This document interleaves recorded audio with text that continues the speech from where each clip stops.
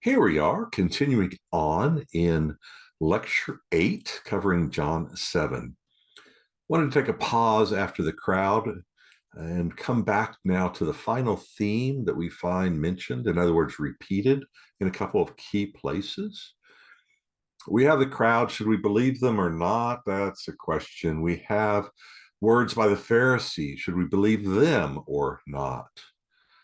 But then we have words of Jesus. I think we should believe what the words of Jesus say. And so in John 7, we have Jesus talking to them about the law, right?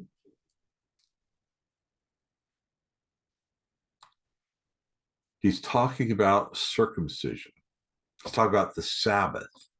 He's raising a problem that Paul himself raises in Romans, that you cannot always keep the law of circumcision and the law of Sabbath, because the Sabbath starts Friday evening at sunset, goes through Saturday at sunset.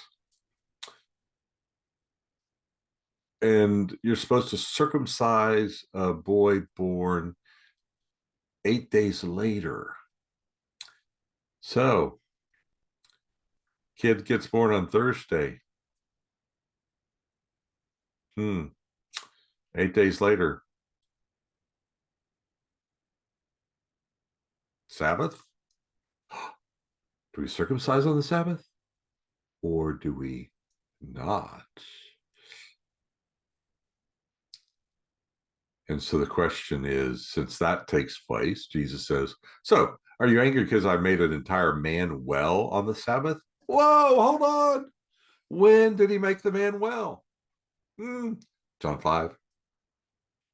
See, John 7 is controversial because they remember what happened in John chapter 5 at that feast, which by my timeline, thinking that John actually lays things out in order as it is, was 15 months ago. A year has passed, plus it's now gone from summer to fall. And they're still upset about him healing on the Sabbath. And that's what the question's about. And so Jesus makes a statement: do not judge according to how things appear, but judge righteously. Whoa, that's something. Don't judge according to appearances. Oh, you did that on the Sabbath, you're in trouble.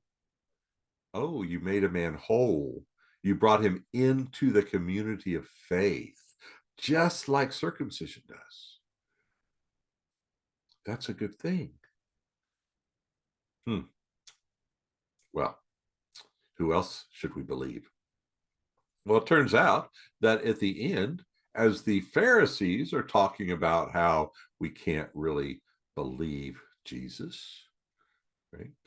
And they think that the guards have been led astray because the officers say, nobody has ever spoken like this man before. And they've been around the Pharisees for a while. They've heard the Pharisees teach, and they're going, no, you don't teach like Jesus does. And they go, what? You're being misled. But somebody speaks up. We heard about him in chapter 3, Nicodemus. And just in case you forgot, the text says, oh, the guy who came to him before, who was also one of them, right? He's a ruler of the Jew, also a Pharisee. He says, now, listen up, guys. Our law does not judge a man unless we hear from him.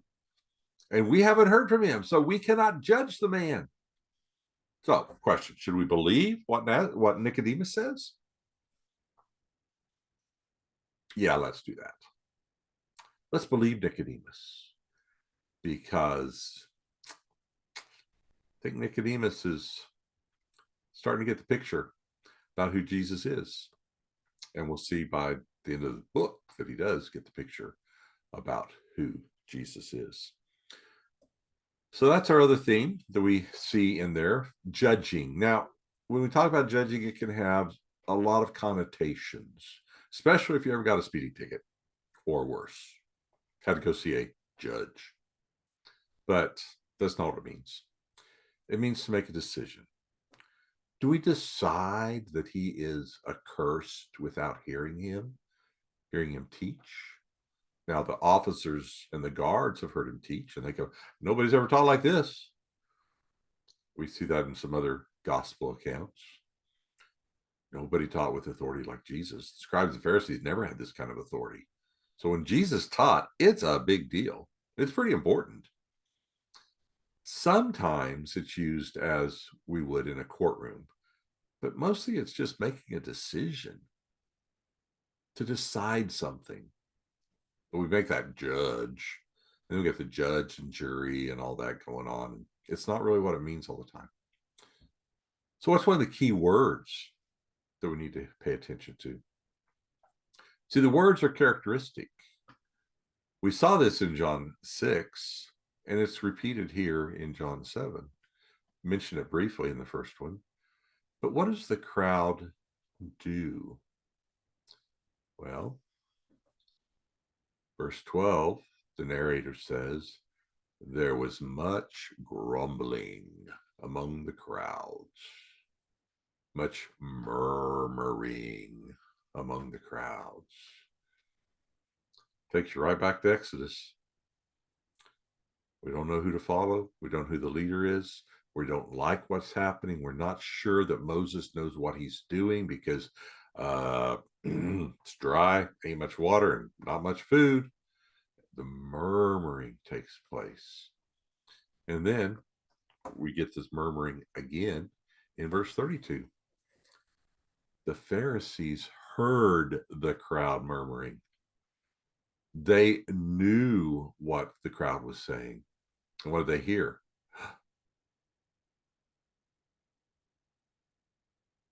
He's the Christ.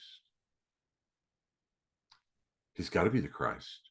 Look at the signs and wonders that he is performing. Is it possible for the Messiah to do more than this? Do you think the Pharisees think that he's the Messiah? Do you think they want the crowds to think that he's the Messiah? They hear the talk. They hear the talk. Very, very interesting feature. The murmuring crowds usually aren't the believing crowds. We find that in Exodus.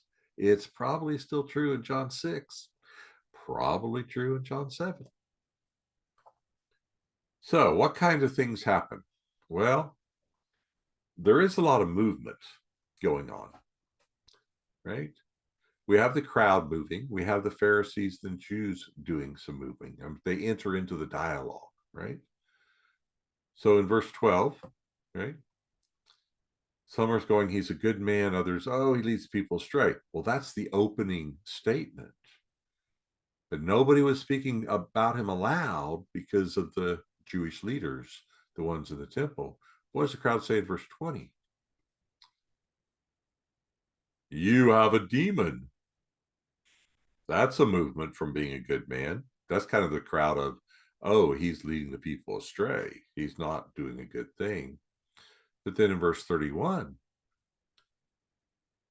he's got to be the Messiah. The Messiah won't do more than this. This is unbelievable, the number of signs he's done. Oh, yeah, we've only had like 3. Cana, the man of Capernaum, and the man in John 5 that are described. But we talk about the signs that he's doing, the healings that he's doing, just very general, but we overlook those because they're not narrated as a story. But the crowd knows. They may even know somebody that's had something miraculous happen to them. So we start out, right? Oh, he's a good man. No, he's not.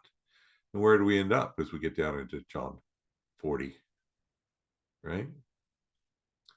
This guy is the Messiah. I'm telling you, he's the Messiah. Nah, can't be the Messiah. Messiah didn't come from Galilee. He comes from Bethlehem. Everybody knows that. Can't be the Messiah. So see how the crowd moves from being good to being the Messiah? And we have some movement on the part of the Pharisees / Jewish leaders, right? Changing their positions, moving along in faith. And see, part of John is not as a one time and it's over and everybody believes in Jesus. Whoa, it's all good. No, it's not. Sometimes it's a slow movement. Even his disciples didn't get him at the beginning. We found, we'll call him Rabbi. Oh, we found the one about whom Moses wrote. Oh, we found the Messiah. Oh, he's the Son of God, King of Israel. Still haven't got there quite yet to who Jesus is. So verse 11, the Jews were seeking him at the feast. Where is he? Where is he? They wanted to know where he was because they still have something against him. In verse 15, he starts to teach, and the Jews go, where did this guy learn all this stuff? So they're actually hearing his words, and they're amazed at his teaching. And then we go down to verse 35.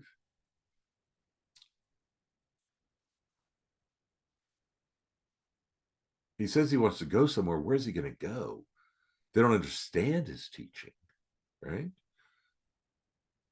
Is he going to the dispersion, to the diaspora? Is he going to go to Babylon? Is he going to go to Antioch? Is he going to go to Ephesus? What are his plans? Is he leaving this area? We may have to pay attention to him. And then in verse 52, the Pharisees say, are you one of his followers? That's Nicodemus says, are you from Galilee?